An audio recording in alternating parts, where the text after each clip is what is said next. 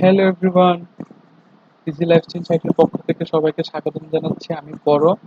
এই কোর্সের শুরু থেকে শেষ পর্যন্ত আমি থাকবো আপনাদের সাথে।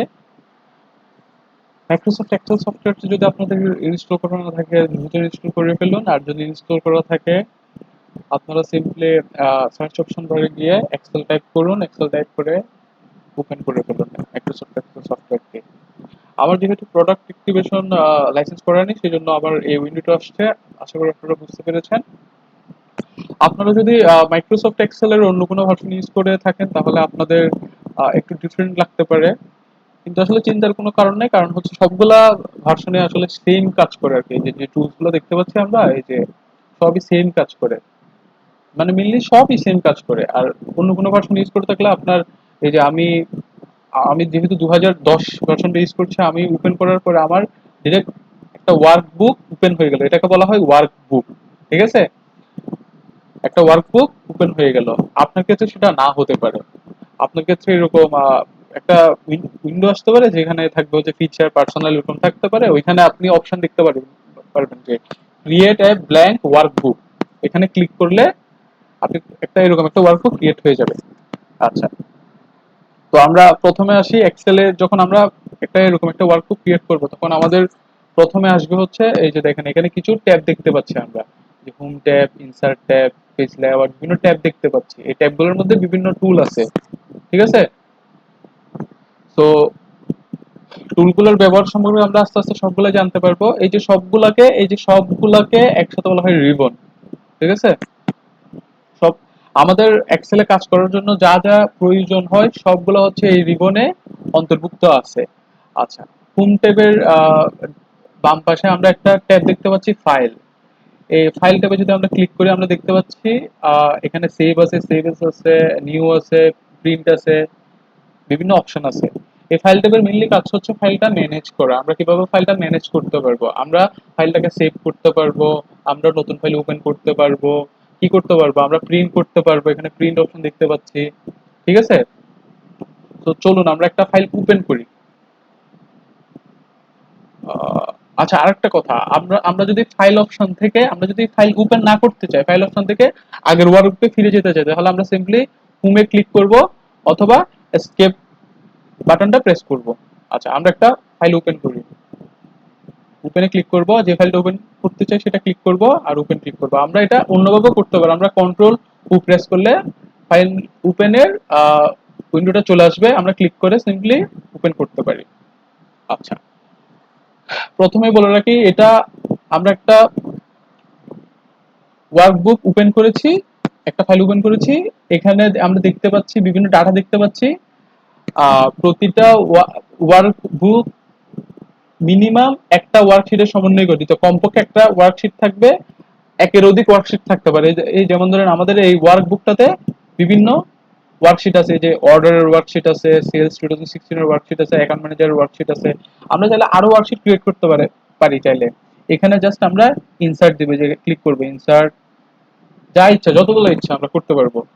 আমরা যদি এই একটা থেকে আরেকটাতে যেতে চাই ওয়ার্কশিট, জাস্ট সিম্পলি ক্লিক করব, যে এটা অর্ডার যেতে চাই জাস্ট ক্লিক করব। আচ্ছা, এখানে দেখেন আমি যদি আমার কার্সারটা উপরে নিয়ে যাই, আমার মাউস কার্সারটা দেখতে পাচ্ছি। যদি নিচে আনি, এই যে ওয়ার্কবুকটাতে নিয়ে আসি, তাহলে একটা প্লাস আমরা আইকন দেখতে পাচ্ছি, মোটা প্লাস একটা আইকন দেখতে পাচ্ছি। ঠিক আছে, এখন যদি আমি ক্লিক করি, দেখেন এটা কালো একটা বর্ডার হয়ে গেছে। এই যে এখানে আমরা যা দেখতে পাচ্ছি এগুলো সবগুলো এক একটা সেল সেল বলা হয় আর কি। এই যে যা যা দেখতে পাচ্ছি যেগুলোতে আমাদের ডাটা আছে, যেমন সবগুলোকে এক একটা সেল বলা হয়। যেটাতে আমরা ক্লিক করছি এবং কালো বর্ডার হচ্ছে, এটাকে বলা হয় অ্যাক্টিভ সেল।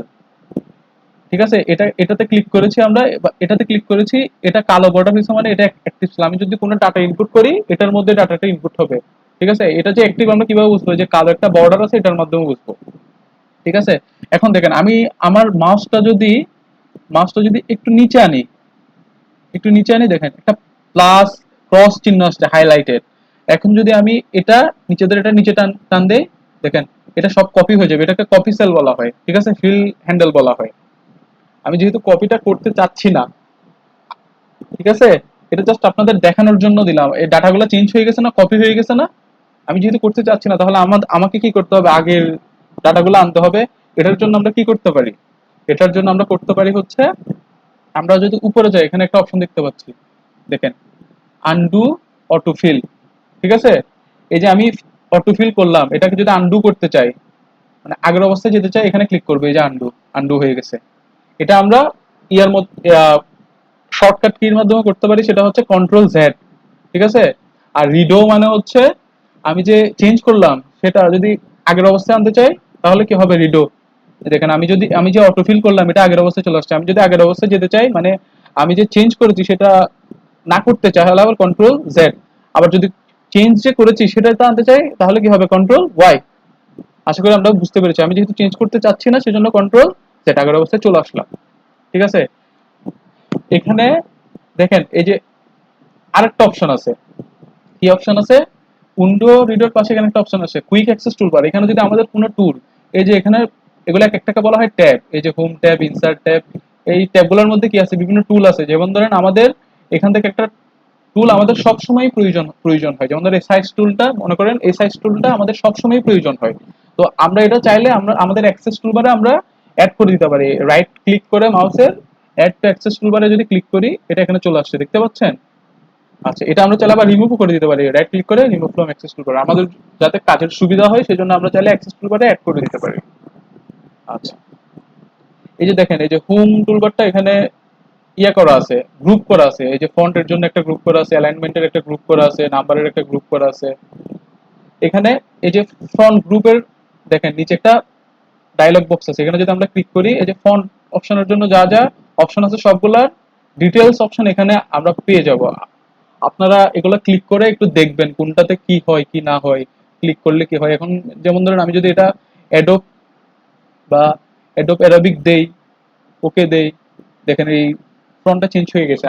আমি ফন্টটা কিন্তু চেঞ্জ করতে চাচ্ছি না, আমি আপনাদের জাস্ট দেখালাম। আমি কন্ট্রোল জেড দিয়ে আগের অবস্থানে ফিরে যাচ্ছি, আপনারা জাস্ট ক্লিক করে করে এগুলো জাস্ট একটু দেখবে। ঠিক আছে, আমরা যদি এই যে রিবনের নিচে দেখি, ঠিক আছে, রিবনের নিচে দেখলে আমরা কি দেখতে পাচ্ছি, ফর্মুলা বার, এটাকে বলা হয় ফর্মুলা বার। আমি যদি কোনো সেলে যদি ক্লিক করি, যেমন ধরেন আমি ধরেন আমি এই সেলটাতে ক্লিক করলাম, ঠিক আছে, সেলটা কি, এই যে এখানে আরেকটা কথা বলে রাখি যে ওয়ার্কবুকটা হচ্ছে বিভিন্ন রো আর কলামের সমন্বয়ে গঠিত। যেমন ধরেন এগুলোকে বলা হয় কি, এগুলোকে বলা হয় কলাম, এগুলোকে বলা হয় কি, এগুলোকে বলা হয় রো, তাই না? যেমন ধরেন আমি এই সেলটা ক্লিক করলাম, এই সেলটা কোথায় আছে, এই সেলটা হচ্ছে হচ্ছে ই কলামের 7 নাম্বার রোতে। এই কলামের কনটেক্সটটা কি, সিডনি। আমরা ফর্মুলা বারে ওই সেলের যে কনটেক্সটটা আছে ওইটা দেখতে পারবো ফর্মুলা বারে। বুঝতে পেরেছি? আচ্ছা, এরপরে আসি হচ্ছে আমরা নিচের দিকে। আমরা যদি কিছু ডাটা যদি আমরা সিলেক্ট করি,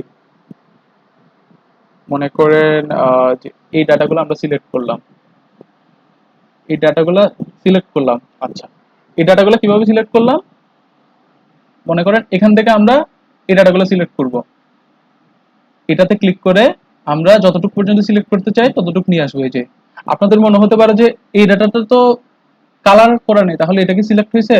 এটা কোনো আসলে চিন্তার কারণ নাই, এই ডাটাটাও সিলেক্ট হয়েছে, এটা নিয়ে আসলে চিন্তার কোনো কারণ নেই। ঠিক আছে, এই ডাটাগুলো সিলেক্ট করলাম। ঠিক আছে, নিচে আমরা দেখতেছি, এই নিচে দেখেন এটাকে বলা হয় স্ট্যাটাস বার। স্ট্যাটাস বারে দেখেন এই ডাটাগুলার এভারেজ, কাউন্ট, সাম সবগুলো হচ্ছে অটোমেটিক্যালি এক্সেল কনভার্ট করে দিবে। দেখেন আমরা 6টা ডাটা সিলেক্ট করছি, এখানে দেখাচ্ছে কাউন্ট 6।